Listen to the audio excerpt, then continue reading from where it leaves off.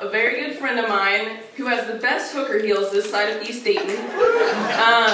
You'll understand in a minute. But she's leaving for Chicago. This is her last show in Dayton. So give it up for her. Send me back.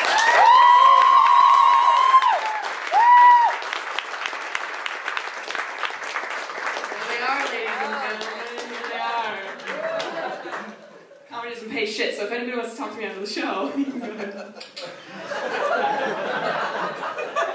no, I could totally walk in these heels, guys. That's exciting. Everybody on my way in was like, "Oh, I'm so fall," and I'm like, "No, I'm fine. I'm perfectly fine. It's whatever. It's no big deal. I'm fine." So, speaking of me being like a hooker, I'm kind of done with romance. I'm relatively young. I'm 20 years old, which is going to make some people scoff. Like, I've been in marriages longer than you've been alive, and careers, and had hookers longer than I've been alive, you know? I don't know, I'm just not into romance anymore. Like, I just feel like I'm like a cougar trapped in like a little girl's body. You know? I'm just like, you don't have to tell me I'm pretty, just stick it in, get it.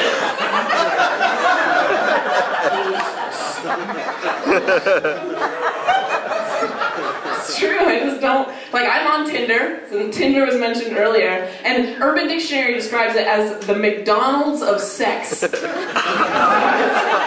for they don't have a supersize. I have found out. I found out with a lot of people.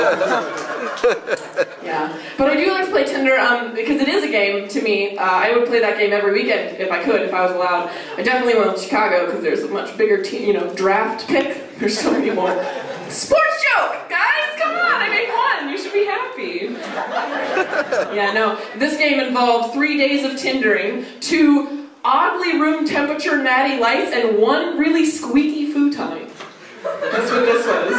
So I was Tindering, and I found a guy that was at UD, and he was in a frat house. So we were messaging, and he was like, "You should come to this party." And I was naive, and I was like, "Okay." And I showed up, and he was shit-faced. And he handed me 2 natty lights, and I pretended to drink them, which was fun. Best water I've ever tasted, I'll tell you that. So good. It's a craft beer. So again, it's normal sex, so I think we both knew it was going to happen. He tried to grind for a second, and my hips just kind of like, they don't like do that very well. Is this it? This was me, like, to timber, you know that song, like, timber! It doesn't work. So we just went back to his apartment. We just decided to go back, and like I said, he had roommates. He had a roommate in his room with him, and it was like one of those places that has 2 bedrooms, 2 people in each bedroom, 4 people. You guys can do math. But they had a futon in the living room, so I was like, "Oh, let's go there." And yeah, so when we were finished, or when he was finished, we decided to go, you know, it was like 5 in the morning, so I just wanted to crash and go into his bed. And his roommate was in there. I was like, "Is that going to be weird? Is he going to wake up?" And he's like, "No, he's a really, really heavy sleeper." I was like, "Okay." So I go to sleep, you know, like an angel, just laying on his chest. No, there was no drool involved at all, guys. I didn't have to wipe drool off of another man's chest or anything like that. That doesn't happen to me. So I'm asleep, and then I wake up, and I see like across the room, this is me laying like an angel, and I see across the room that there's like a light, like a phone light. I was like, "That's weird, that's really weird, what is that?" So I see it's his roommate. His roommate has his glasses on, because, you know, my eyes start to focus up, and I'm like, "Oh man, he has his glasses on, must be some serious reading, like Huffington Post or something." Just doing some research on whale blubber, I don't know, something. And then as I start to wake up, I start to notice that he's holding the phone with his left hand. I was like, "Must be a lefty, what a freak." He wasn't a lefty, guys.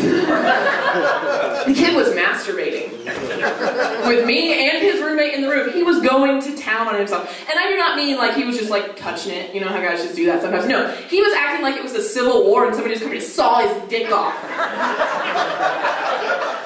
It's disgusting. And I didn't know, like, no one in here has ever been in that situation, and I hadn't until that point in my life. So I just watched. I didn't know what to do, and I was just watching it, he really wasn't very good at it. Like, I could have done a much better job. Like, oh, honey, no, let me take care of this. I don't know.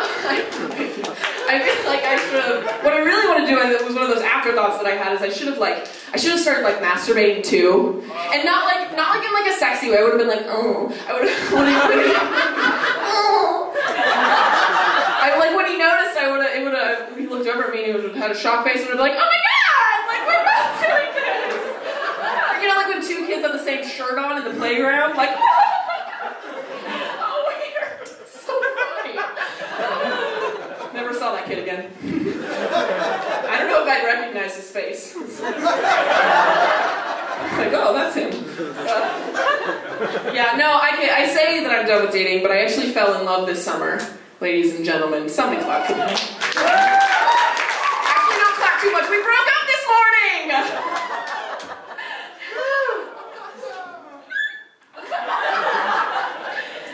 It's okay.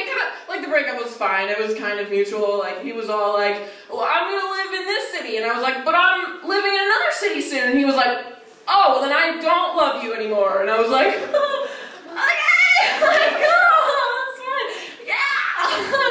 Like, there's like a mile limit, you know, like over 90 miles is just too much. Like, he loved me at 90, but 95 is just like,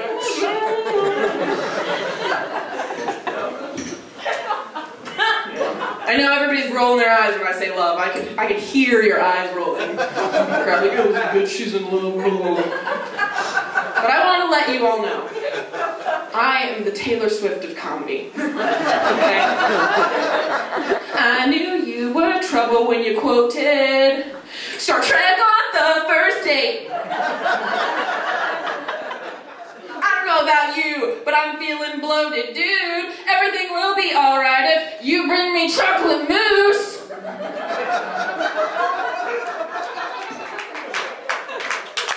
Alright, get better. The whole three's people, just wait for it.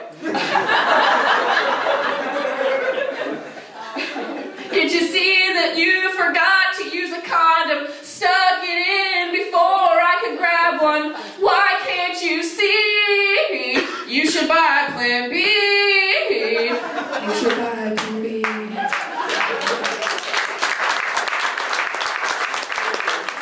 I worked long and hard on those guys. I listen to Taylor Swift too much. Alright, well that's my time, ladies and gentlemen.